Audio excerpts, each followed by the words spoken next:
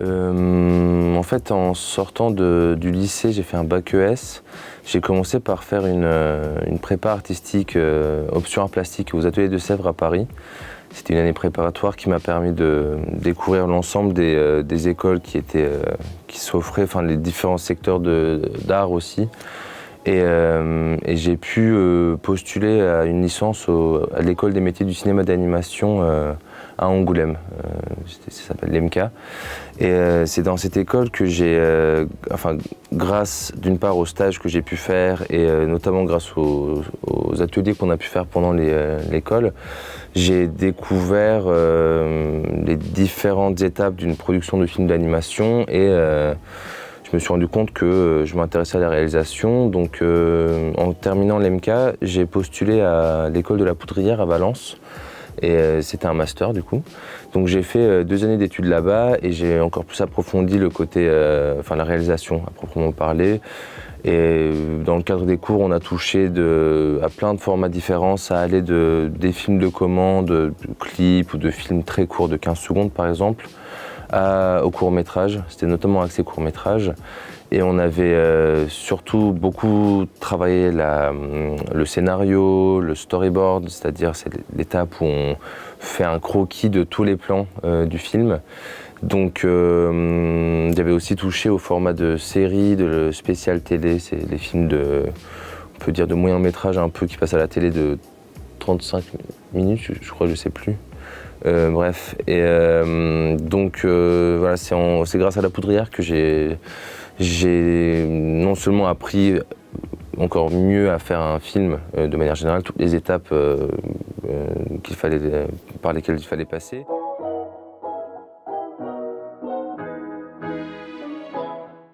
J'ai tendance à beaucoup travailler à partir de photos. Je m'intéresse beaucoup à la photographie et j'ai fait pas mal de projets, disons, dans un style plutôt réaliste, dans un graphisme, des personnages avec des proportions réalistes, même si dernièrement je m'en éloigne un peu. Mais dans le cas de l'immoral, il y a un mélange assez intéressant, c'est-à-dire que j'ai pas une référence précise graphique, mais d'une part, il y a donc mon habitude qui était de faire des dessins réalistes. Donc ça correspondait bien au ton du film parce que j'ai essayé à un moment donné de faire des recherches graphiques avec des personnages plus grotesques. Donc il y avait des grosses têtes qui avaient des proportions différentes. Et ça marchait pas trop. Donc c'est par élimination un peu que je me suis orienté vers ce graphisme et aussi évidemment par habitude un peu. Et même si j'ai pas de film exactement à citer, on m'a souvent dit que mon graphisme, l'ambiance visuelle de l'immoral fait penser un peu aux films des années 70-80, disons de la guerre froide, du bloc de l'Est, donc des pays de l'espace post-communiste. Et je sais que j'en ai beaucoup regardé quand j'étais en licence, même quand j'étais au lycée, et même enfant en fait, parce que j'ai vécu en Bulgarie. Et je sais que c'est un peu imprégné de cette culture-là aussi. Et je pourrais pas citer un film en particulier, mais il y a que ce soit le ton, l'humour et les couleurs, l'acting des personnages, la façon dont ils bougent, je sais qu'il y a une influence d'Europe de l'Est dans tout ça.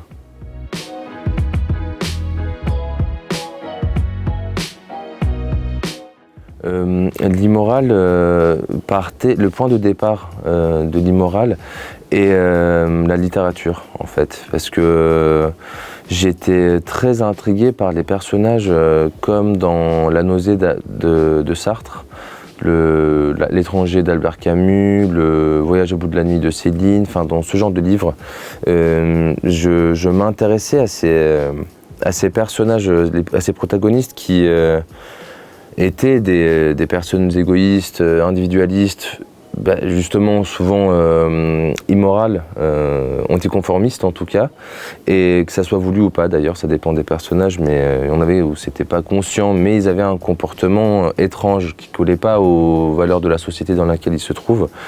Et ce qui m'a intéressé, c'était l'impact, la perception qu'on avait de ces personnages dans ces livres, les questions qu'ils suscitaient à travers leur comportement. Parce que ça perturbe vachement d'avoir ce genre de personnes autour de nous, de ce genre de comportement. Ça nous questionne nous qui sommes extérieurs à ça, sur nos propres valeurs, sur notre propre moralité. Donc je suis parti de ce type de personnage anticonformiste et c'est comme ça qu'est né le personnage de... je l'avais appelé justement l'indifférent dans mon scénario. C'est celui qui ne réagit pas dans le film. Donc ça, c'est le point de départ pour lui.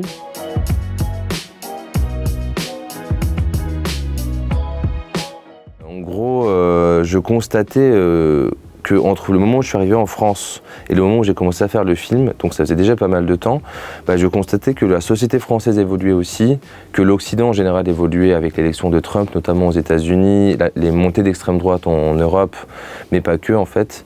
Je constatais que les schémas qui me dérangeaient en Turquie commençaient à apparaître en France aussi, par exemple. Que, notamment à travers, sous l'influence des réseaux sociaux, peu importe notre bord politique, je constatais une pression, une logique de foule en fait, assez violente, qui apparaissait un peu à plein d'endroits, plein d'aspects de notre vie. Et avec l'injonction, l'obligation à se positionner sur certaines questions. Je ne suis pas du tout en train justement de critiquer le fait de prendre position, loin de ça d'ailleurs, je trouve que c'est très important, mais c'est l'espace, la communication, ou plutôt la non-communication qui apparaissait dans l'espace des réseaux sociaux qui m'a poussé à rédiger un tel scénario et à explorer justement la logique de foule en fait, et comment la violence peut naître. Enfin, c'est un schéma qui m'intéresse énormément, je cherche à comprendre la psychologie des individus au sein d'un groupe.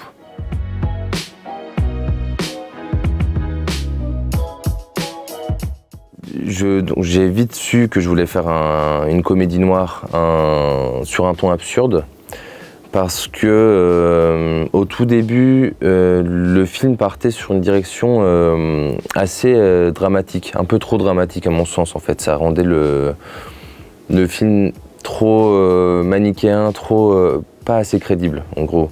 Et c'était tout l'enjeu du film, de réussir à faire accepter ce qui se passe à l'écran aux spectateurs, parce que en fait, ce qui a défini pas mal de choses, c'était les contraintes de l'école. Parce que vu que L'Immoral, c'est mon film de fin d'études à la Poudrière, et on nous avait imposé la durée de 4 minutes. Ça, c'est fixe, ça a toujours été comme ça, on ne peut pas dépasser 4 minutes. Donc, j'ai décidé d'avoir recours au ton absurde, à l'humour noir. Et ça m'a beaucoup aidé en fait, parce que non seulement ça rendait crédible le récit, et en plus de ça, ça renforçait les moments dramatiques du film, parce que ça fait un peu des montagnes russes émotionnellement.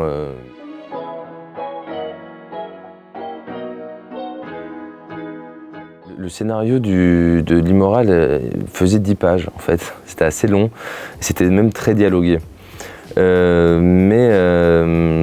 Justement, j'avais essayé d'avoir recours à des dialogues, disons, absurdes, inspirés du théâtre de l'absurde, et aussi de certains films d'ailleurs que j'ai beaucoup aimés, comme le cinéma suédois, scandinave en général, notamment je pense à Ryan Anderson.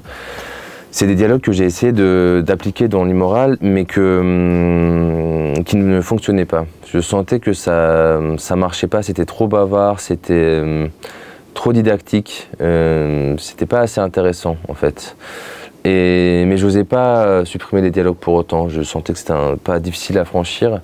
Et j'ai eu la chance d'avoir un parrain à un moment donné dans l'année scolaire qui s'appelle Enzo Corman, qui est metteur en scène de théâtre, qui est venu, qui a lu mon scénario, qui m'a dit bon, Ekin, là ton film il est bavard en effet, ça dure plus longtemps que 4 minutes, faut couper des choses dedans. Moi je propose de juste supprimer les dialogues et tu vois ce que ça fait. Donc c'est ce que j'ai fait. J'ai fait un storyboard sans dialogue et je me suis rendu compte que en fait non seulement ça marchait parfaitement, ça collait au propos du film, et en plus de ça, ça ajoutait une nouvelle chose, ça allait encore plus dans la direction que je voulais en fait, en termes de ressenti, de tonalité, parce que le fait qu'il n'y ait pas de dialogue, ça crée tout de suite une ambiance très froide dans le film.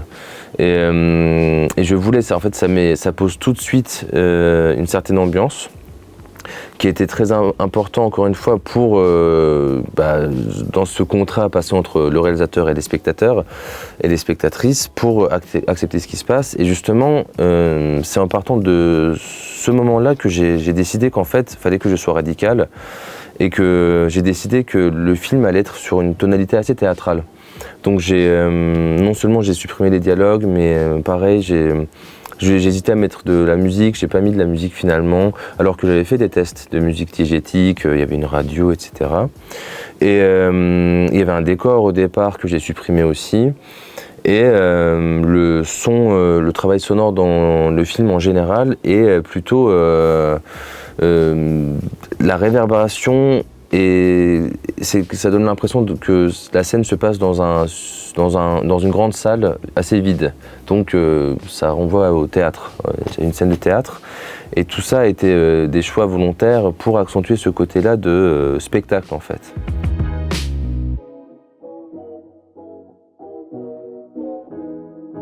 Et le fait qu'il n'y ait pas de dialogue, ça m'a permis énormément de choses. En fait, ça m'a permis de faire le tri également dans les actions des informations qu'on transmettait aux spectateurs et aux spectatrices, parce que ça allait à l'essentiel. Et en plus de ça, ça a l'avantage de laisser encore plus de mystère, de part d'interrogation sur le film.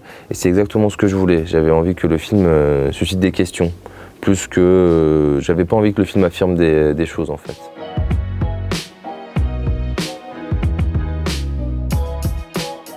Je crois que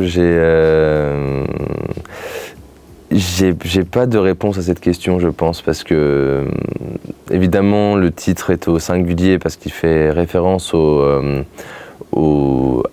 à la personne jugée immorale dans le film. Mais c'est tout l'enjeu du propos, c'est que justement, j'aimerais inviter le spectateur à se demander qui est immoral ou pas. Et comme j'ai pu le répéter plus tôt aussi, moi j'ai pas de jugement de valeur sur ces différents personnages du film, parce que je me reconnais un peu dans chacun des personnages honnêtement. Donc je pense qu'on est nombreux à être comme ça d'ailleurs, on m'a fait pas mal ce genre de retour aussi.